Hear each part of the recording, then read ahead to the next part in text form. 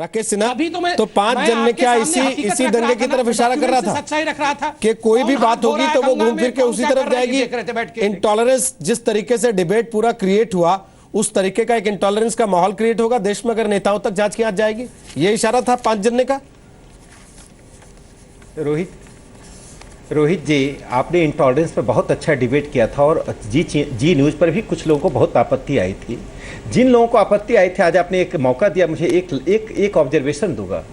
भारत के प्रधानमंत्री को काला झंडा दिखाया जा सकता है।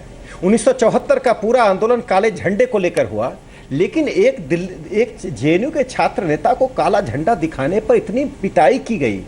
और ये दंगाई, बौद्धिक दंगाई जो हैं, जो लोग बौद्धिकता के आधार पर दंगा करते हैं, किसी का जुबान नहीं खुला।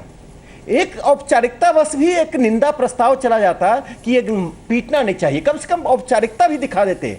आज एक घटना ने साबित कर दिया है ये बौद्धिक दंगाई लोग जो हैं, ये जमीन पर दंगा करने वालों से ज्यादा खतरनाक है। ये देश की मनोवृत्ति बदल देते हैं, देश की छवि खराब कर देते हैं। आज सपरा साहब बैठे हुए हैं, ये निंदा करें, कम्युनिस्ट पार्टी ऑफ इंडिया की निंदा करें, उसके कार्यकर्ताओं ने जमकर लिखा कि वो नागरिक नहीं था। आत्महत्या किस तरह से रोकी जाए, आप सुन लीजिए, जनता खुश होती है। आप सुन लीजिए, सपरा साहब सुन लीजिए, सपरा साहब सुन लीजिए, मुझे और जीवन सपरा साहब मेरे बाद आप सोनिया गांधी जी पैसा नहीं खाती,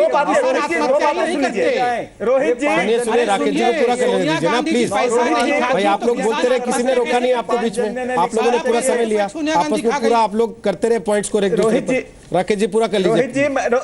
रोहित जी मैं 10 सेकंड में अपनी बात पूरा करता हूं। कर लीजिए। मैं दो ही बात कहना चाहता हूं। सपरा साहब ने पहले सपने कहा कि आरएसएस को क्या जरूरत है राजनीति में आने का। देखिए, एक राष्ट्रवादी पत्रिका ने सवाल खड़ा किया, कोई आरएसएस की प्रतिनिधि सभा ने प्रस्ताव नहीं पारित किया है, लेकिन यह कहते हुए मैं कहता हूं 1974 के आंदोलन में जयप्रकाश नारायण ने जब भ्रष्टाचार के खिलाफ आंदोलन शुरू किया, इंदिरा गांधी ने आपातकाल लगाया। 89 में विश्वनाथ प्रताप सिंह, सुन लीजिए, विश्वनाथ प्रताप सिंह ने जब बोफर्स के खिलाफ कमान संभाला तो संघ के कैडर साथ थे। अन्ना हजारे ने जब भ्रष्टाचार के खिलाफ आंदोलन किया तो संघ साथ था। भ्रष्टाचार के खिलाफ सपरा साहब आप सामने आइए, हम आपके पीछे रहेंगे। भ्रष्टाचार राजनीतिक मुद्दा नहीं है, ये देश को कैंसर की तरह खा रहा है। और आज जब, और मैं इतना ही कह दे रहा हूं, सपोर्ट किया, बोफर्स राजीव गांधी सरकार के लिए वाटरलू हुआ। यह नेहरू गांधी परिवार का वाटरलू साबित हो गया। आरएसएस कहती कि सोनिया राहुल जी का नेतृत्व क्या जो एक मॉरल पोजीशनिंग थी, क्यों नहीं आरएसएस कहती कि ललित मोदी को लाना चाहिए। एक नमूना तो देख लिया। आज कांग्रेस के भीतर सोनिया जी का सवाल था, 9,000 करोड़ कांग्रेस के प्रवक्ता नहीं, सोनिया जी को स्वयं अपने को डिफेंड करने के लिए स्ट्रीट में आना पड़ा।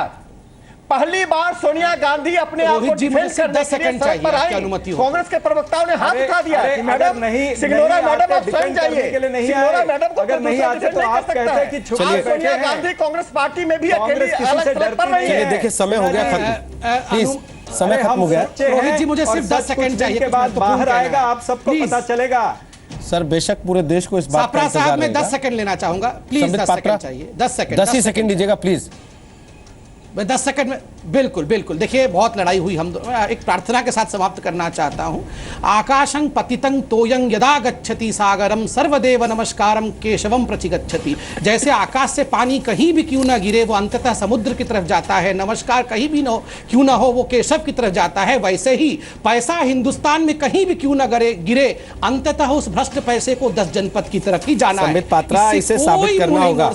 ये जिम्मेदारी आपके ऊपर है, ये जिम्मेदारी सरकार के ऊपर है, इसे साबित कीजिएगा तो देश मानेगा। ये आपकी होची राजनीति है सर, इसे साबित करना होगा जांच एजेंसी के जरिए।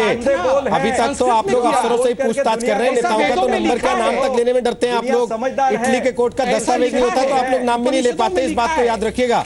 तो इसलिए जब आपकी जांच एजेंसी किसी नेता को बुलाएगी, उस दिन आप ताल ठोक के कह सकते हो कि हाँ इन नेताओं ने पैसा खाया है और हम इन पे आरोप लगा रहे हैं। सर उस दिन बात कीजिएगा, अभी तो केवल आप इटली के दस्तावेज के सहारे सिर्फ और सिर्फ आरोपों की राजनीति कर रहे हैं। और देश के नेताओं को इस चीज से बाहर निकलना चाहिए। इंटॉलरेंस का डिबेट जो इतने महीने चलता रहा, उसकी वजह भी यही थी कि केवल आरोपों पे बात चल रही थी, हवा में बात चल रही थी, किसी के पास कोई तथ्य, कोई दस्तावेज, कोई सबूत नहीं था कि वाकई ये देश रहने लायक नहीं रहा। बहुत बहुत शुक्रिया जिन तो आपने समय निकाला उसके लिए, बहुत बहुत शुक्रिया राकेश जी, संबित पात्रा और सपरा साहब आपका।